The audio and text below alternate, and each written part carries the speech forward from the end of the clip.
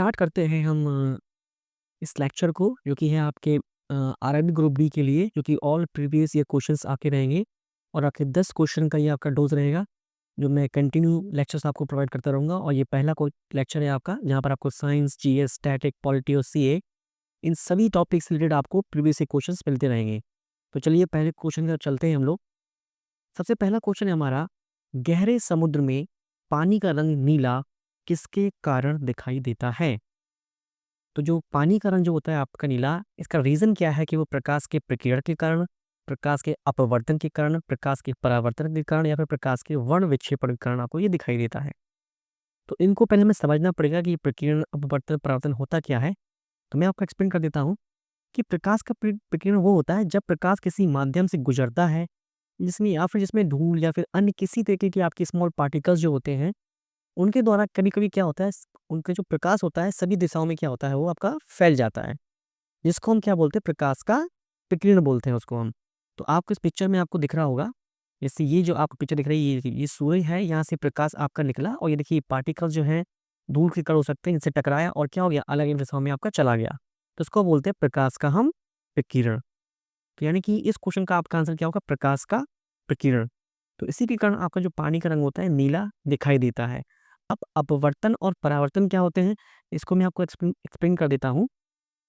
परावर्तन यानी कि रिफ्लेक्शन, किसी चमकीली सतह से टकराकर प्रकाश किरण का वापस लौटना आपका प्रकाश का परावर्तन कहलाता है। जैसे मान लीजिए कोई आपकी किरण आपकी आई, किसी सरफेस पर पड़ी और वापस लौट गई। जैसे आप देखते हैं कि कोई आपका शीशा है या फिर कोई ग्लास है, उस पर जब प्रकाश की किरण पड़ती है, तो वहाँ से टकरा कर आती क्या होती है, वहाँ से मूव कर जाती है। तो उसको बोलते हैं हम प्रकाश का परावर्तन।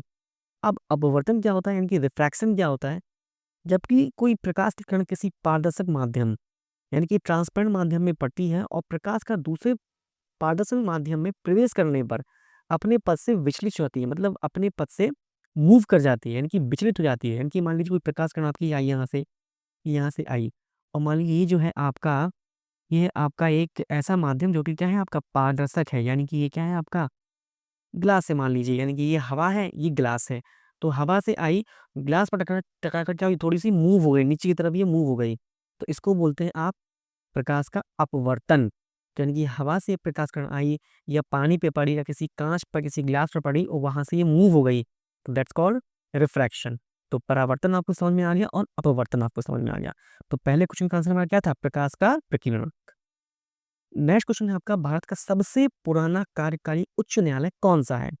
तो सबसे पुराना आपका हाई कोर्ट यहाँ पे पूछा गया है, मद्रास है, कोलकाता है, केरल है, मध्य प्रदेश है। सबसे पुराना जो आपका हाई कोर्ट है वो है आपका कलकत्ता। कलकत्ता, देखिए ये कलकत्ता हाई कोर्ट है। तो हाई कोर्ट के बारे में कुछ जानकारी मैं आपको देता हूँ। जो ये कलकत्ता हाई कोर्ट है, इसकी जो स्थापना हुई है, ये जो हुई है 2 जुलाई 1862, यानी कि 2 जुलाई 1862 में इस हाई कोर्ट की स्थापना हुई थी, जो कि हाई कोर्ट एक्ट 1861 के तहत इसको स्थापित किया गया था। और इस हाई कोर्ट का जो क्षेत्राधिकार है, वो है आपका कोलकाता और अंडमान एंड निकोबार। और उसी साल 1862 में ही आपके कलकत्ता के बाद जैसे आपके हाई कोर्ट बनाए गए, मद्रास हाई कोर्ट बनाया गया आपका ये वाला। नेक्स्ट 1862 के बाद जो हाई कोर्ट बनाए गए वो आपके इलाहाबाद कोर्ट बनाए गए। तो ये आपका सबसे पुराना जो हाई कोर्ट है वो आपका कोलकाता हाई कोर्ट है।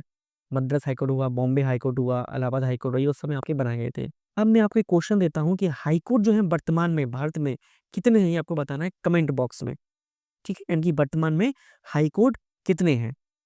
नेक्स्ट क्वेश्चन है आपका, जब मेंडलीव ने अपना काम शुरू किया था तब कितने तत्व ज्ञात थे? तो मेंडलीव सबसे पहले जान लेते हैं कौन थे। मेंडलीव जो थे आपके, ये एक रूसी वैज्ञानिक थे।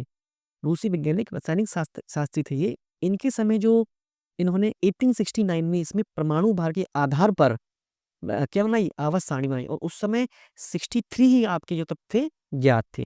तो फिलहाल अभी वर्तमान में जो आवर्त सारणी में आपके 118 तत्व हैं, इन तत्वों को परमाणु क्रमांक के हिसाब से व्यवस्थित किया गया है, लेकिन उस समय परमाणु भार के तहत किया गया था, क्योंकि उस समय 63 तत्व ही थे आपके। नेक्स्ट क्वेश्चन है आपका, भारत के संविधान में राज्यसभा गठन किस अनुच्छेद के तहत हुआ है? तो इसका आंसर है आपका अनुच्छेद 80। अनुच्छेद 80 के तहत जो है राज्यसभा का जो क्या है आपका गठन हुआ था। तो ये आपकी राज्यसभा आपको देखने को मिल रही है।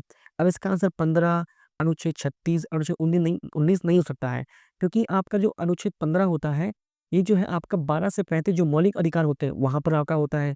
और 36 क्यों हो सकता है? क्योंकि 36 से 51 जो होते हैं वो आपके नीति निर्देशक तत्व होते हैं। आपको जो जानकारी मैं आपको देता हूँ राज्यसभा के बारे में। राज्यसभा जो है, इसमें जो है आपके 12 जो सदस्य होते हैं, 12, ये जो सदस्य होते हैं राष्ट्रपति मनोनीत करता है। और 12 सदस्यों के जो होते हैं वो साहित्य के क्षेत्र में, विज्ञान के क्षेत्र में, कला के क्षेत्र में, समाज सेवा के क्षेत्र में क्या होते हैं आपके, ये आपके एक्सपर्ट होते हैं। और जो राज्यसभा में कुल सदस्यों की संख्या कितनी होती है? 252, यानी कि 250 आपके कुल राज्यसभा में सदस्य होते हैं। और भारत का उपराष्ट्रपति प्रधान सभापति होता है। और राज्यसभा को हम ऊपरी सदन भी कहते हैं और लोकसभा को हम निचला सदन बोलते हैं। तो ये कुछ बातें थी राज्यसभा के बारे में। नेक्स्ट क्वेश्चन है आपका क्वेश्चन नंबर 5, भारतीय रिजर्व बैंक की स्थापना कब हुई थी? भारतीय रिजर्व बैंक की स्थापना 1931 1 अप्रैल 1935, माफ कीजिएगा, 1935 में हुई थी। और ये जो भारतीय रिजर्व बैंक की स्थापना हिल्टन यंग आयोग की सिफारिश के आधार पर की गई थी। हम जान लेते हैं कि भारतीय रिजर्व बैंक होता क्या है। भारतीय रिजर्व बैंक आपका ये केंद्रीय बैंक होता है। ये बैंक देश के पैसे के मूल्य को सुरक्षित रखने का कार्य करता है। ये अदर बैंक जो आपके होते हैं जहाँ पर आप पैसे जमा करते हैं, ये उस तरह का बैंक नहीं है। ये केंद्रीय बैंक है, पैसे को जो है रिजर्व करके रखता है। अदर बैंक जो होते हैं वो डूब सकते हैं, लेकिन ये भारतीय रिजर्व बैंक जो होता है ये केंद्रीकृत बैंक होता है, पैसे को रिजर्व करके रखता है। ये बैंक कभी नहीं डूब सकता है। चलते हैं अगले क्वेश्चन की तरफ।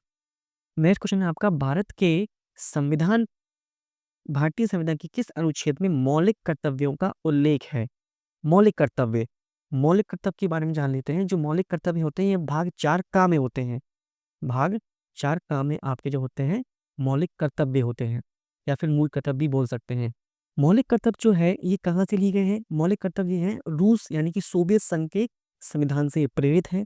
ये आपके जो मौलिक कर्तव्य होते हैं 11 होते हैं, जैसे मान लीजिए देश की रक्षा करना, भारत की एकता, अखंडता और संप्रभुता की रक्षा करना, महिलाओं का सम्मान करना, 6 से 14 साल के बच्चों की शिक्षा देना, पर्यावरण की रक्षा करना, इस तरीके के आपके मौलिक कर्तव्य होते हैं। टोटली होते हैं आपके 11।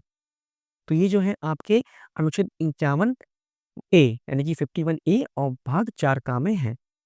तो ये है आपके मौलिक कर्तव्य। नेक्स्ट क्वेश्चन है, देखिए लिखा है 51 ए जो है मौलिक कर्तव्य की सूची में। अब अच्छा ये मैं आपको बता दूं मौलिक कर्तव्य होते क्या है।